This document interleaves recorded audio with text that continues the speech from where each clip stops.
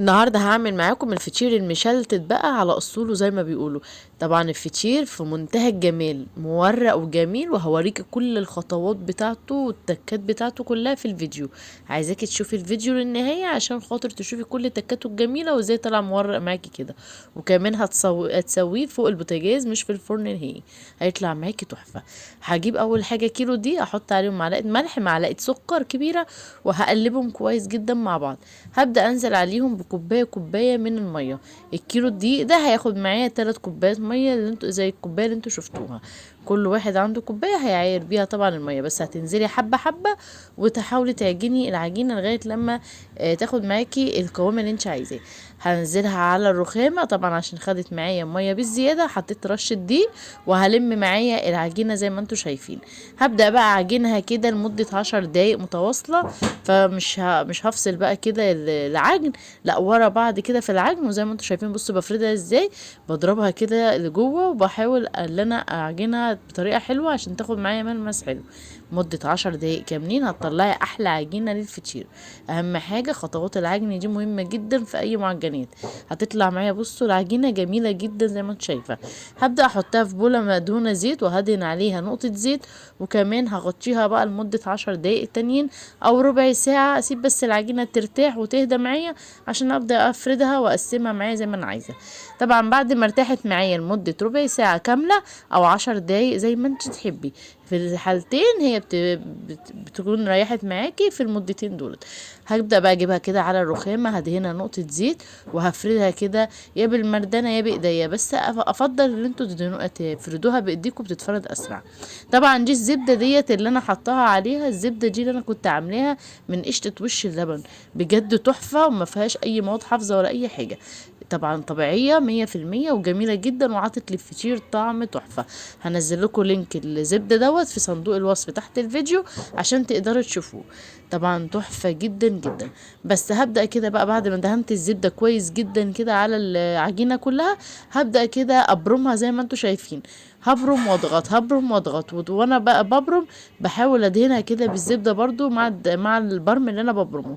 هبرمها كلها وهقطع العجينة في الاخر لاربع قطع. طبعا الكيلو دوت عمل معايا 4 فطيرات تحفة بجد جميل جدا. وهتبطلي تشتري الفطير تاني من بره، لان بجد طريقته سهلة ومورق وجميل. ولو كنتي ما بتعرفيش تعملي الفطير، فبالمرة دي بالذات في الفطير هتبدأي تعمليه بطريقة حلوة. زي ما انت شايفة انا بقطع على 4 قطع زي ما قد بعضيهم، وهوريك التوريقات في الفيديو. بصوا العجينة عاملة ازاي جميلة كده وملمسها حلو. ودي التوريقات بتاعة العجينة.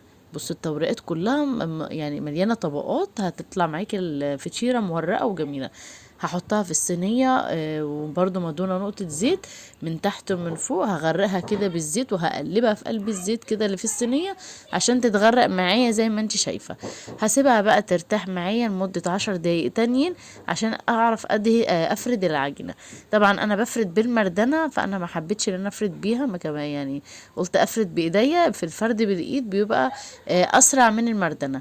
انا بقى قعدت افرد كده لغاية لما ورقتها بالطريقة ديت. وانا بفرد وبقلب احط بقى نقطة زيت كده، لان انا طبعا حاطة زبدة فمش هينفع احط زبدة تاني. كملتها بقى بالزيت، وزي ما انتوا شايفين بلمها بالطريقة اللي انتوا شايفينها. هبدأ احطها كده في صينية، بحاول كده ان انا افرد برضو كل ال4 فطيرات معايا. في ال4 فطيرات وانا بفردهم وهعملهم، هحطهم في قلب الصينية واسيبهم يرتاحوا معايا لمدة 10 دقايق. في كل واحدة بترتاح معايا اكون حضرت معايا صينية مدهونة زيت كويس جدا، وابدا انزل عليها بالفطيرة عشان ابدا بقى اسويها على البوتاجاز. دي كده اول واحدة هحطها كده في الصينية، اضغط عليها ضغطة بسيطة واسيبها ترتاح معايا دقيقتين كده قبل ما افرد الباقي وارجع لها تاني. طبعا التكة الحلوة بقى اللي انا هقول لكم عليها في الفيديو، اللي انتوا هتدهنوها وتحطوا عليها من فوق الوش وش قشطة اللبن، بتديها طبعا شكل حلو وبتدي توريقة حلوة كده، وبتديها كمان لون جميل قوي في الطبقة اللي فوق الوش خالص وانتي بتطلعيها من الفرن او بتسويها على البوتاجاز.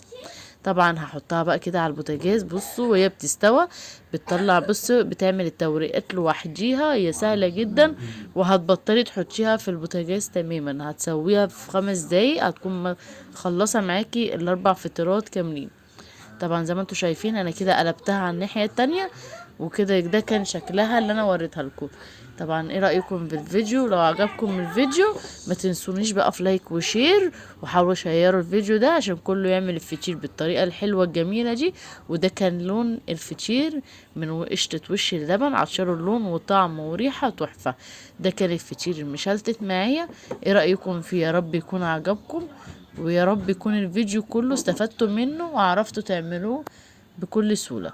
ان شاء الله كل حد هيعمل الفيديو دوت يبعت لي في التعليقات يقول لي طلع معايا الفطير عامل ازاي وكان طعمه ايه، وطلعت التوريقات كلها حلوة فيه ولا لا. يا رب الفيديو يعجبكم وينال رضاكم واكون عند حسن ظنكم. ويلا لايك وشير للفيديو لو عجبكم الفيديو، ولو لسه مشتركين اشتركوا.